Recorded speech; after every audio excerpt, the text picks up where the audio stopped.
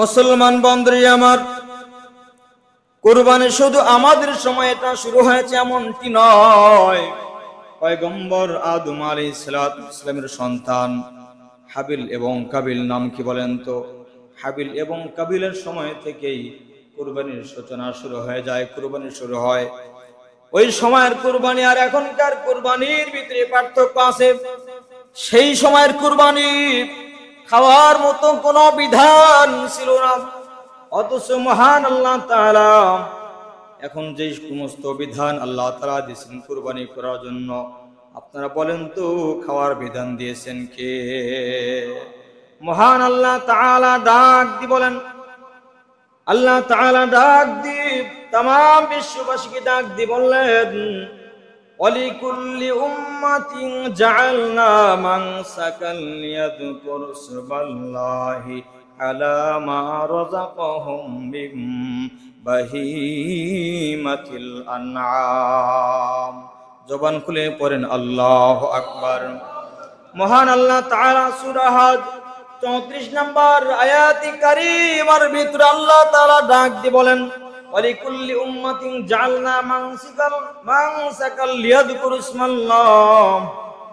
প্রত্যেক উম্মতের জন্য আমি আল্লাহ তাআলা কুরবানিকে নির্ধারিত করে দিয়েছি, নির্দিষ্ট করে দিয়েছি।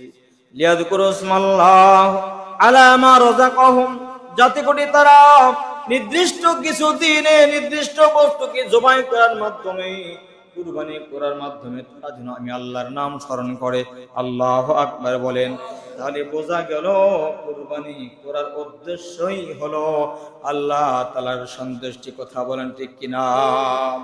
আলামা রাযাকাহুম মিন বাহিমাতিল আনাম, যেই সমস্ত পশুকে আল্লাহ তাআলা আমাদেরকে নিয়ামত দিয়েছেন, নিয়ামত হিসাবে জবাই করার পর, কুরবানি করার পরে সেগুলোকে আল্লাহ তাআলা খাওয়ার বিধান দিয়েছেন। আর আগের যুগে যেরকম পয়গম্বর আদম আলাইহিস সালামের সময় ওনার সন্তানরা কুরবানি করেছেন, খাওয়ার কোনো বিধান ছিল না। আল্লাহু আকবার বলেন। খাওয়ার কোনো বিধান ছিল না। যেমন পয়গম্বর আদম আলাইহিস সালামের সময় দুইজন সন্তান হাবিল এবং কাবিল, সেই সময়ের সিস্টেম ছিল পৃথিবীর প্রথম পয়গম্বর আদম আলাইহিস সালাম ওনার সন্তান প্রতি বছর জোড়ায় জোড়ায় মা হাওয়ার গর্ভ থেকে সন্তান জন্মগ্রহণ করত। আল্লাহু আকবার। একজন ছেলে, একজন মেয়ে, একজন ছেলে সন্তান এবং একজন কন্যা সন্তান জোড়ায় জোড়ায় প্রতি বছর আল্লাহ তাআলা এইভাবে তাদের গর্ভে সন্তান দান করেছেন।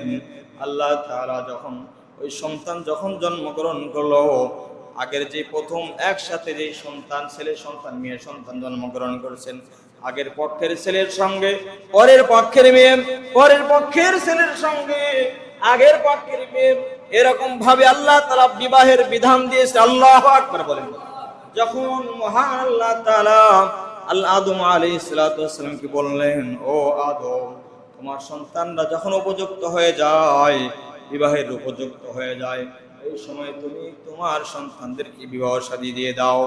কিন্তু দেখা গেল হাবিলের সঙ্গে যেই কন্যা সন্তান জন্মগ্রহণ করেছে তার নাম হলো লাবুদা। কোন কোন কিতাবে লিউজাম এরকম বর্ণনা করেছেন। তাফসীরে ইবনে কাসির এবং তাফসীরে আব্বাসের ভিতরে দেখলাম সেখানে লাবুদার জায়গায় খুতবা বয়ান বিশ্বকোষের ভিতরে আসে লেওজা।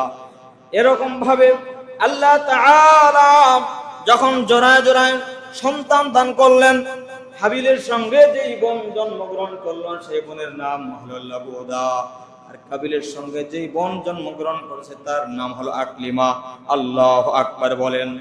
আকলিমা হলো অনেক সুন্দরী, দেখতে অনেক সুন্দর। এজন্য যখন বিবাহ শাদী দিবেন এমন সময় কাবিল ডাক দিয়ে বলল, আমি আমার সঙ্গে যেই বোন জন্মগ্রহণ করছে আকলিমা, তাকে আমি বিবাহ শাদী করতে চাই। আল্লাহ তাআলার পয়গম্বর আদম বললেন, না না না, আমার আল্লাহ তাআলার ফয়সালা হলো, সিদ্ধান্ত হলো তোমার সঙ্গে যেই বোন জন্মগ্রহণ করেছে তাকে, পরের পক্ষের সন্তান, তাকে হাবিলের সঙ্গে বিবাহ দিয়ে দেওয়া। এটি হলো মহান আল্লাহ তাআলার বিধান। এরকম ভাবে তোমাকে বিবাহ করতে হবে লাবুদাকে। তখন তখন কাবিল ডাক দিয়ে বলল, না না না, এমন সিদ্ধান্ত কখনোই আমি মেনে নিতে পারি না। কারণ হলো লাবুদ আসলে একটু কালো কুচ্ছিত, যার কারণে দেখতে বেশি সুন্দর নয়। আকলিম অনেক সুন্দরী, আকলিমাকে বিবাহ করার জন্য কাবিল ডাক দিয়ে বলল, না না না, আমি অন্য কোনো সিদ্ধান্ত মানতে পারবো না। আমার সঙ্গে যেই বোন জন্মগ্রহণ করেছে আকলিমা, তাকে বিবাহ করব। পয়গম্বর আদম আলাইহিস সালাতু ওয়াস সালাম কি আসমানের মালিক আল্লাহ পাক ডাক দিয়ে বললেন, তাহলে তুমি একটা কাজ করো। কি কাজ করব? তাদের দুইজন কি উভয় কি কুরবানি করতে বলো। যার কুরবানি কবুল হবে সেই কেবল আকলিমাকে বিবাহ করবে। জবান খুলে পড়েন আল্লাহু আকবার। তাহলে কুরবানি কবুল হওয়া না হওয়ার ব্যাপারে ভিতরে কুরবানির উদ্দেশ্য হবে আল্লাহর সন্তুষ্টি। জোরে বলেন, কার সন্তুষ্টি? আল্লাহর সন্তুষ্টির জন্য কুরবানি হতে হবে। এমন সময় দুইজন ভাইকে যখন কুরবানি করার নির্দেশ দিলেন, কাবিল ছিল চাষী আর হাবিল ছিল মহিষ এবং দুম্বা, ছাগল, উট এগুলো লালন পালন করত। সে ছিল একজন এরকম লালন পালনকারী। তখন সেই সময় কাবিল গমের আবাদ করত। কিতাবের ভিতরে দেখলাম গমের আবাদ করার পরে ওই গমের ভিতরে গমের দানাগুলো বাহির করে নেওয়ার পর গমের যেই ছালগুলো সফলাগুলো থাকে ওইগুলোকে প্যাকেট করে পাহাড়ের ভিতরে উপরে রেখে আসলো। এবং হাবিল সে তার একটা দুম্বা, কোন বর্ণে পাওয়া যায় ভেড়া, সে এইটাকে রেখে আসলো পাহাড়ের চূড়ায়। আসার পরে সঙ্গে সঙ্গে আকাশ থেকে এক টুকরা সাদা আগুনের দোলা পয়গম্বরের সন্তান হাবিলের কুরবানিকে জ্বালিয়ে করে ভস্ম করে আল্লাহু আকবার বলেন। সেই সময় কবুল হওয়া না হওয়ার সিস্টেম ছিল। যার কুরবানি কবুল হবে তার কুরবানিকে আকাশ থেকে একদোলা সাদা আগুনের টুকরা এসে তার কুরবানিকে জ্বালিয়ে পুড়ে ভস্ম করে দিবে। বোঝা যাবে যে তার কুরবানি কবুল হয়েছে। আর যার কুরবানি কবুল হবে না, সেই সময় তার ধারে কাছেও মানুষ কখনো যাবে না যে এটা কুরবানি হয় নাই, কখন যেন গজব নাজিল হয়। এরকম সিস্টেম ছিল এই সময়। কুরবানি যখন হাবিলের কুরবানি কবুল হলো, হওয়ার পর পয়গম্বর আদম আলাইহিস সালাম খবর পাওয়ার পর তিনি বললেন, এবার বিবাহ শাদী দিব আকলিমাকে। যেহেতু আকলিমার সঙ্গে হাবিলের বিবাহ দিব, কারণ হাবিলের কুরবানি কবুল হয়েছে, কাবিলের কুরবানি কবুল হয় নাই।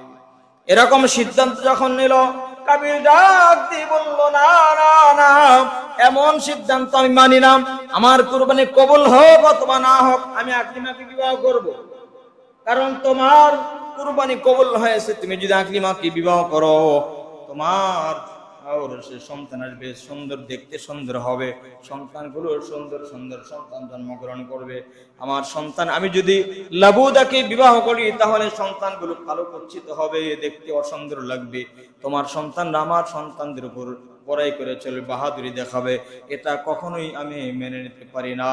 এমন সময় পয়গম্বর আদম আলাইহিস সালাতু ওয়াস সালাম বললেন, হজের মৌসুম চলে আসছে, হজ করতে গেছেন, হজের কাজ শেষ করে আমি বাসায় চলে আসবো, আসার পরে বিবাহ দিব। কারণ এই মুহূর্তে যদি বিবাহ শাদী দিয়ে দেই তাহলে বলেন তো ফিতনা দেখা দিবে কি দিবে না?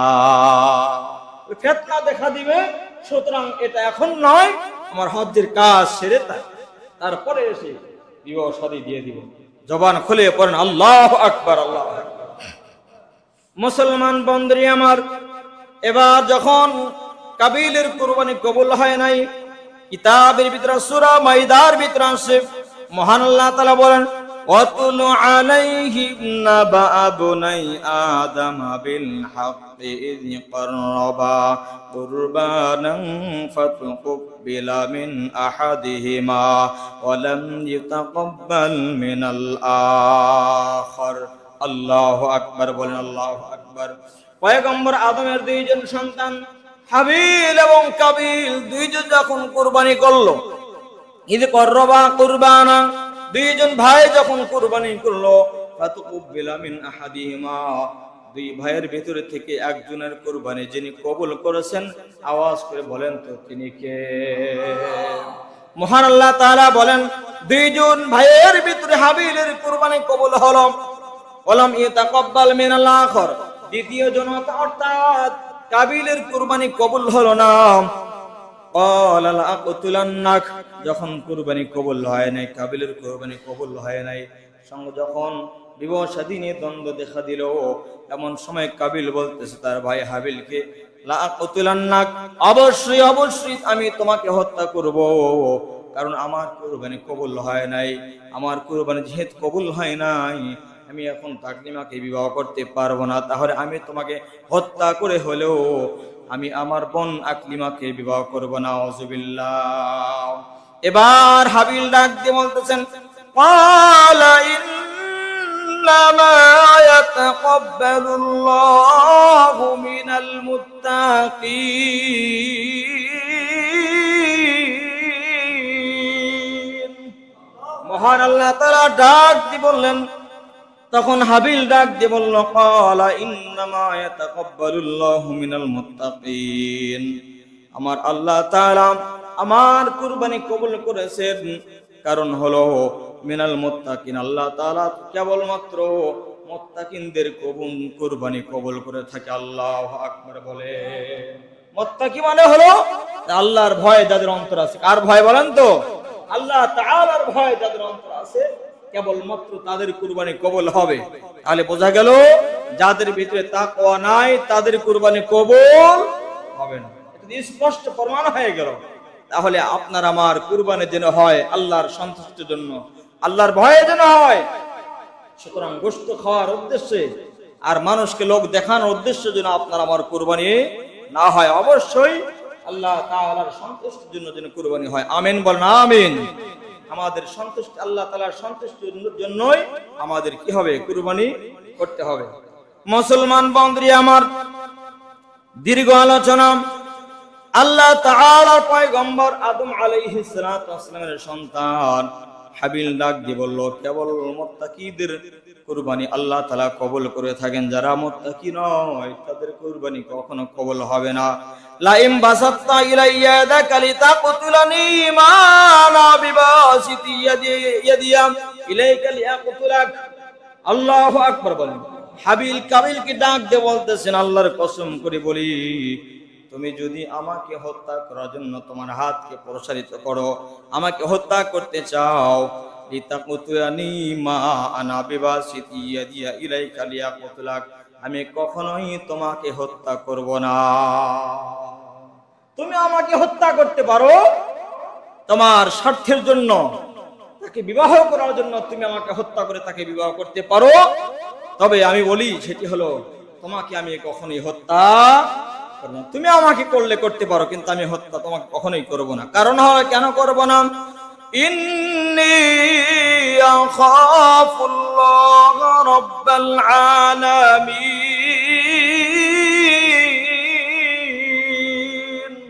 আমি তোমাকে কখনোই হত্যা করব না। তুমি যদি আমাকে হত্যা করতে চাও, আমি তোমাকে হত্যা করব না। কারণ হলো আমি আমার আল্লাহ তাআলাকে ভয় করি। আল্লাহু আকবার বলে। আর ভয় অন্তরে? আল্লাহ তাআলার ভয়। যে ব্যক্তির অন্তরে আল্লাহর ভয় আছে, সে কখনো কাউকে হত্যা করতে পারে? সে হত্যা করবে না, সুদ খাবে না, হারাম খাবে না, গুনাহের ধারে কাছেও সে যাবে না। এখন আমরা অনেকে আছি কুরবানি করতে সুদের টাকায়, হারাম টাকায়, আছে না? তাহলে যদি সুদখোর যারা সুদ খায়, হারাম খায়, এদের কুরবানি কি কবুল হবে? শরীকানা কুরবানি আজকে দেখলাম কিতাবের ভিতরে, একসঙ্গে যদি একটা বস্তুতে 7 জন ভাগ নেয়, 5 জন অথবা 3 জন নেয়, একজনের যদি টাকা, যদি সুদের টাকা থাকে, হারাম টাকা থাকে, পুরা কুরবানি কি হয়ে যাবে? বরবাদ হয়ে যাবে, নষ্ট হয়ে যাবে। এবং সুদখোরের সঙ্গে ইচ্ছাকৃতভাবে কুরবানি দেওয়া জায়েজ। যে সুদ খায়, স্পষ্টভাবে তার সঙ্গে কুরবানি দেওয়া যাবে না। মুসলমান বন্ধুরা আমার, কথাগুলি দিল দিয়ে বুঝবেন। তাহলে বোঝা গেল কুরবানি হবে আল্লাহর সন্তুষ্টির জন্য, আল্লাহর ভয় অন্তরে থাকবে। যাদের অন্তরে আল্লাহ তাআলার ভয় নেই, তাদের কিন্তু কুরবানি কি হবে না? জোরে বলেন। তাদের কুরবানি কখনোই কবুল হবে না। এজন্য মুসলমানের অন্তরে ভয় থাকবে একমাত্র, জোরে বলেন তো কার? আল্লাহর ভয় যদি কোনো মানুষের অন্তরে থাকে, তাহলে সে সুদ খেয়ে সুদের টাকায় কখনো কুরবানি করবে না, ঘুষের টাকায় কখনো কুরবানি করবে না। কেবলমাত্র হালাল রিজিক, হালাল অর্থ যেটা আল্লাহ তাআলা আপনাকে আমাকে দান করে দিয়েছেন, কেবলমাত্র হালাল টাকা হালাল উপার্জন থেকে কুরবানি করার জোরে বলেন তো বিধান যিনি দিয়েছেন তিনি কে? মুসলমান বন্ধুরা আমার, মহান আল্লাহ তাআলা বলেন, ইন্না আ'তাইনাকাল কাউসার ফাসাল্লি লিরাব্বিকা ওয়ানহার ইন্না শানিআকা হুয়াল আবতার। আল্লাহু আকবার বলেন। আমরা যদি আল্লাহ তাআলার সন্তুষ্টির জন্য কুরবানি করতে পারি, তাহলে আল্লাহ তাআলা বলেন ইন্না আ'তাইনাকাল কাউসার। আমার আল্লাহ তাআলা বিশ্ব নবী রাহমাতুল লিল আলামিন কে ডাক দিয়ে বললেন, নবী গো, আপনাকে আমি হাউজে কাউসার দান করব। আল্লাহু আকবার বলেন। হাউজে কাউসার দান করব দুইটা উদ্দেশ্যে, দুইটা কারণে, দুইটা আমলের বিনিময়ে। ফাসাল্লি লিরাব্বিকা ওয়ানহার। এক নম্বর আপনি নামাজ পড়বেন, জোরে বলেন তো কার জন্য? এক নম্বর হলো নামাজ পড়বেন আল্লাহর জন্য। ওয়ানহার, কুরবানি করবেন কার জন্য? তাহলে আমরা যদি আল্লাহ তাআলার সন্তুষ্টির জন্য যদি আমরা কুরবানি করি, আল্লাহ তাআলা আমাদেরকে হাউজে কাউসার দান করবেন। আল্লাহু আকবার বলেন। তবে দুইটা আমলের বিনিময়ে। কয় আমল বলেন? ফাসাল্লি লিরাব্বিকা। রব, এই যে রব শব্দ আসছে এখানে, যে রবের জন্য আপনার কি হবে? নামাজ হবে। তাহলে আমরা নামাজ পড়ি কার জন্য? আল্লাহ তাআলার জন্য যদি নামাজ পড়ি, ওয়ানহার যদি আল্লাহর জন্য কুরবানি করি, তাহলে আল্লাহ তাআলা হাউজে কাউসার আমাদেরকে দান করবে। আল্লাহু আকবার বলেন। হাউজে কাউসার কি? হাসরের ময়দানে যেদিন মানুষ পানির পিপাসায় বুকের ছাতা ফেটে যাবে, এত দূরের সূর্য মাথার আঘাত উপরে চলে আসবে, মানুষ চিৎকার করতে থাকবে। এই মুহূর্তে যদি মহান আল্লাহ তাআলা এক পেয়ালা যদি হাউজে কাউসারের পানি পান করায়, শরবত পান করায়, আর কোনদিন তাফসীর কিতাবের ভিতরে আসছে আর কোনদিন তার পানির পিপাসা লাগবে না। আল্লাহু আকবার বলেন। এটা দিবি দুইটা আমলের বিনিময়ে। কয় আমল বলেন? দুইটা আমল। এক নম্বর নামাজ পড়তে হবে। বলেন এক নম্বর কি? নামাজ পড়তে হবে। কার জন্য? আল্লাহর জন্য। তাহলে আমরা তো নামাজ পড়ি না। এমনও মানুষ আছে, আমার খবর আছে আমার কাছে, এমনও মানুষ আছে যারা জুমার নামাজ পর্যন্ত পড়ে না। 5 ওয়াক্ত তো পড়েই না, জুমার নামাজ পড়ে না, মাত্র 2টা ঈদের নামাজ পড়ে। কয় ঈদের নামাজ? মাত্র 2টা ঈদের নামাজ পড়ে। এরকম মানুষ আছে। আবার কিছু মানুষ আছে শুধু জানাজা নামাজ পড়ে। কিছু মানুষ আছে সমাজে, তারা শুধু মানুষ মরলে জানাজা নামাজ পড়ে। আত্মীয় স্বজনদের ভিতরে কেউ যদি মারা যায়, সে জানাজা নামাজ শরীক হয়। আর 5 ওয়াক্ত নামাজ ফরজ করে দিয়েছেন কে বলেন তো? আল্লাহ তাআলা ফরজ করে দিয়েছেন। এই নামাজের খবর নাই। আবার কেউ কেউ আছে শুধু জুমার নামাজ পড়ে। এজন্য যারা নামাজ পড়ে না, যাদের নামাজ নাই, তাদের কিসের কুরবানি? নামাজ হলো শ্রেষ্ঠ ইবাদত। এই যে ফাসাল্লি লিরাব্বিকা ওয়ানহার, কুরবানির আগে শব্দ দিয়েছেন ফাসাল্লি, অর্থাৎ আগে নামাজ তারপর কুরবানি। তাহলে শব্দ আগে কোনটা আসছে বলেন তো? সালাত অর্থাৎ নামাজ, এই শব্দটা আল্লাহ তাআলা আগে নিয়েছেন, এরপরে কুরবানি।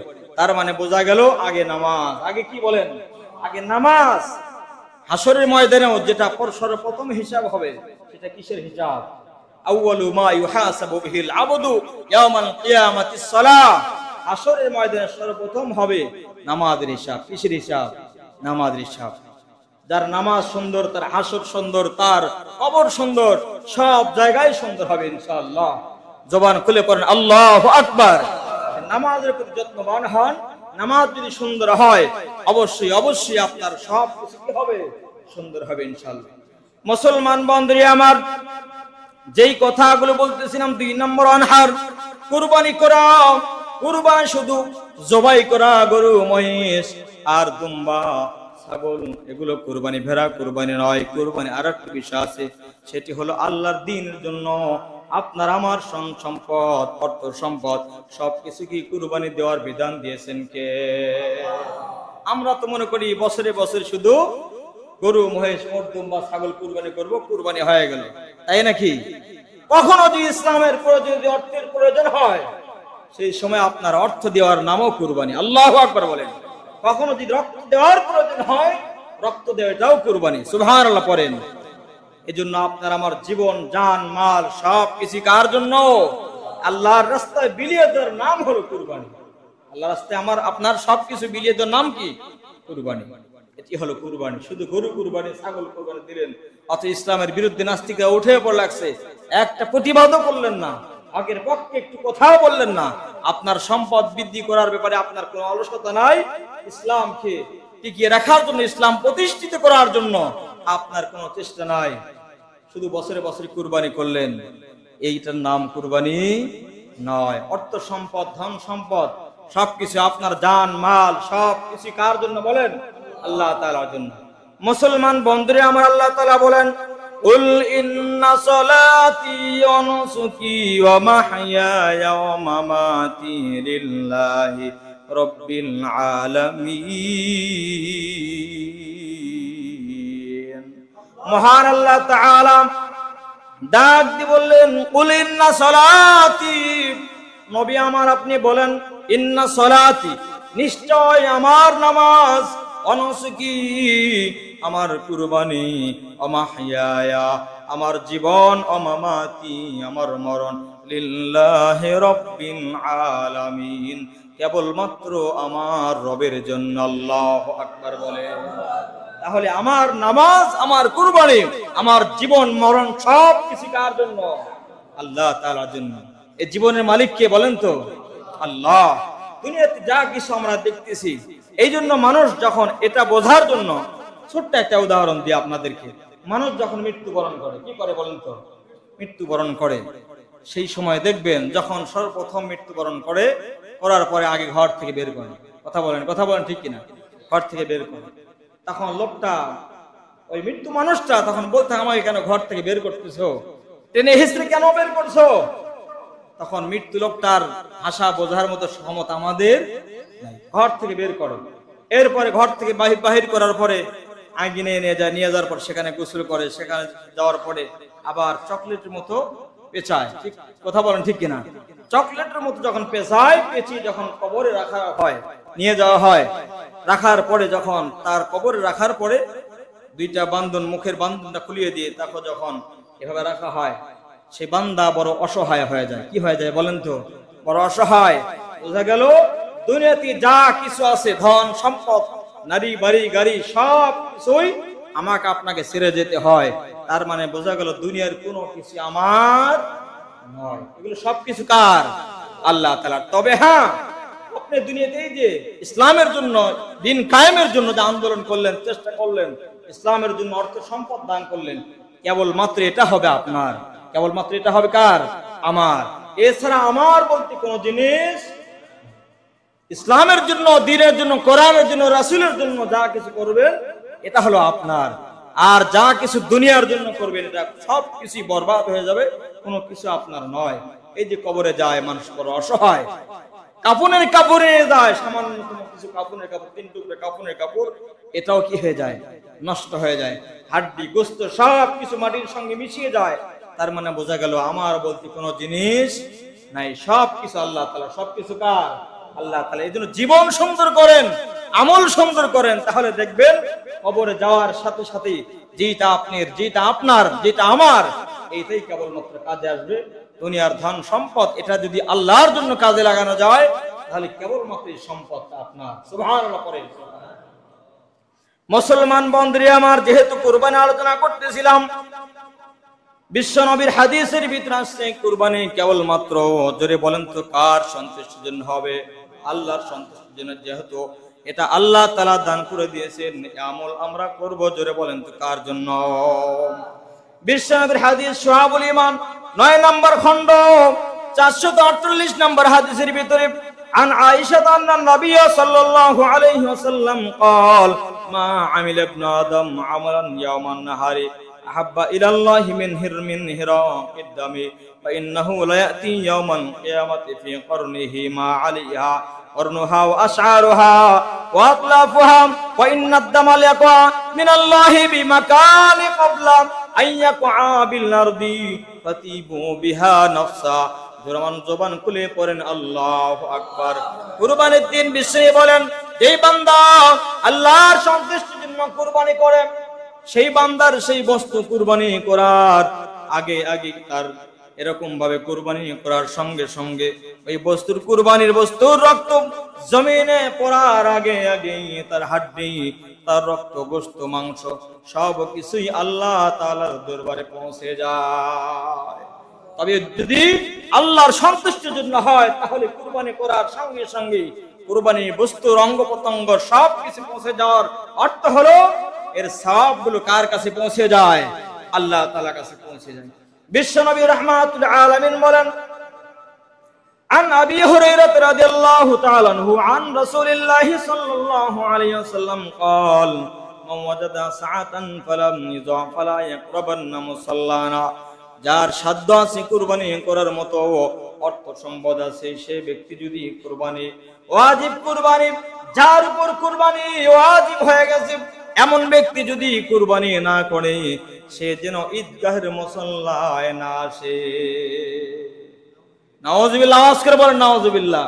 কুরবানি আপনার উপর, আমার উপর ওয়াজিব হয়ে গেছে, ওয়াজিব হওয়ার সত্ত্বেও, ওয়াজিব হওয়ার পরেও যদি আপনি কুরবানি না করেন, বিশ্বনবী বলেন ফালা ইয়াকরাবান্না মুসাল্লানা, সে যেন ঈদগাহের মুসল্লার ধারে কাছেও না আসে। তার মানে বোঝা গেল যাদের উপর কুরবানি ওয়াজিব হয়ে গেছে এটা করতেই হবে। সুবহানাল্লাহ বলেন, এটা করা জরুরি হয়ে যায়। কারণ যদি কেউ কুরবানি ওয়াজিব হওয়া সত্ত্বেও যদি না করে তাহলে ওয়াজিব তরকের গুনাহ হবে কি হবে না বলেন তো? ওয়াজিব তরকের কি হবে? গুনাহ হবে। عن أبي زيد بن أرقم رضي الله تعالى عنه قال قال رسول الله صلى الله عليه وسلم قالوا يا رسول الله هذا الأضحى ما هو؟ يا رسول الله ঈদ উল আযহা এটা কি জিনিস, এটা কি জিনিস বলেন?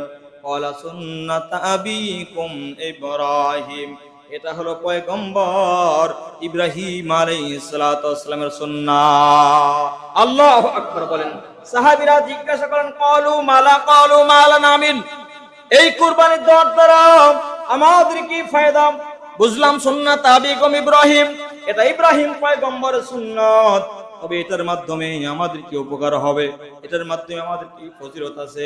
আল্লাহর নবী ডাক দিয়ে বলেন ক্বালা বিকুল্লি শারাতিন হাসানাতুন, কুরবানির বস্তুর যতগুলো পশম আছে পশমের সম পরিমাণ আল্লাহ তাআলা নেকি দান করবে। আল্লাহু আকবার বলেন। ওয়ালা আসফু, সাহাবীরা আবার জিজ্ঞাসা করলেন ইয়া রাসূলুল্লাহ, কুরবানির বস্তু যদি ভেড়া হয়, দুম্বা হয়, তার পশম তো অনেক বেশি, তারপরেও কি সম পরিমাণ সওয়াব দেওয়া হবে? ওয়ালা বিকুল্লি শারাতিন ইয়ানি হাসানাতুন, অর্থাৎ বেশিনে বলেন সেই বস্তুর যত পশমওয়ালা বস্তুই হোক না কেন, বেড়া হোক দুম্বা হোক, সমস্ত পশমের বিনিময়ে পশমের সম পরিমাণ সওয়াব আল্লাহ তাআলা কুরবানিকারী বান্দার আমলনামায় দান করবে। আল্লাহু আকবার বলে। দুম্বা হোক, বেড়া হোক, তাই হোক, যতগুলো পশম থাকবে তার শরীরে প্রত্যেকটি পশমের বিনিময়ে আল্লাহ তাআলা সেই বান্দার আমলনামায় নেকি দান করবে। আল্লাহু আকবার বলেন। এজন্য অবশ্যই আমরা যে কুরবানি করব এটা যেন আল্লাহ তাআলার সন্তুষ্টির জন্য হয়, ইনশাআল্লাহ বলেন, আল্লাহ তাআলার জন্য সন্তুষ্টির জন্য হয়। কারণ এটা হলো তাকওয়া, লা ইয়ানালাল্লাহু লুহুমুহা ওয়ালা দিমাউহা ওয়ালাকিন ইয়ানালুহুত তাকওয়া মিনকুম, আল্লাহ তাআলার কাছে রক্ত, গোশত, হাড্ডি কোনো কিছুই পৌঁছে না, একটা জিনিস, সেটি হলো তাকওয়া, আল্লাহর ভয়। আল্লাহু আকবার বলেন। আল্লাহ তাআলার ভয়ে যদি আমরা কুরবানি করি তাহলে আমরা হব মুত্তাকি হইতে পারবো ইনশাআল্লাহ।